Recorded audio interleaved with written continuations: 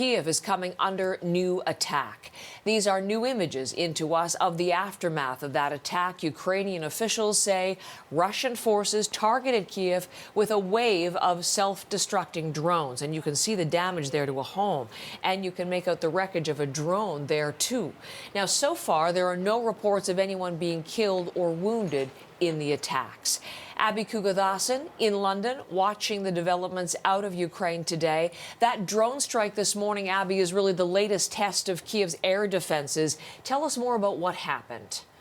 Heather, people in the capital waking up to air raid sirens around 6 a.m. local time and reports that explosions were heard a short while later. Now, Ukrainian officials say the armed forces shot down all 13 drones, successful interceptions, but the city's administration confirming that at least 5 buildings were damaged. Now, The Guardian is reporting that an unofficial Telegram channel has shared an image of one of the downed drones. It has the words "for Ryazan" written on it in Russian. It was just last week that a military airbase in that region, Ryazan region in Russia, was attacked. Ukraine has not claimed responsibility for that incident, but this, what we saw this morning, could be retaliation by the Kremlin. We know Ukraine has faced an increased barrage of airstrikes and drone attacks in recent weeks, the Kremlin ramping up attacks on civilian infrastructure after a key bridge linking Russia to the Crimean Peninsula was damaged back in October. But this morning, Ukraine's national power grid operator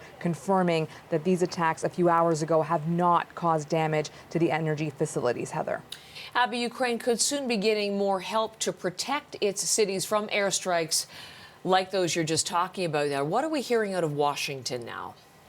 Now, when we talk about military aid, the United States has already provided over $19 billion of it. Ukrainian President Volodymyr Zelensky has been pressing for more robust weapons from his allies. And now the U.S. officials have told various news outlets that Washington is on the verge of delivering a Patriot air defense missile system to Kyiv. That would be the most advanced surface-to-air system provided to the Ukrainian military by an ally in this war. It's capable of shooting down cruise and ballistic missiles. Now, Germany has already promised to send 7 more Gepards.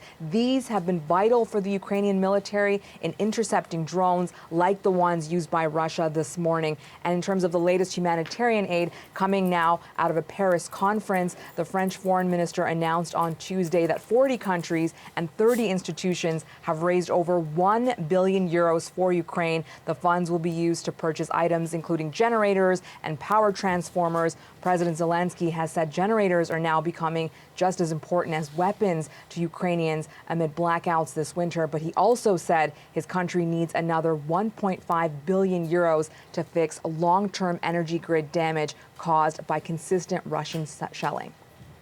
Abby, thank you. Abby Kugathasan from London.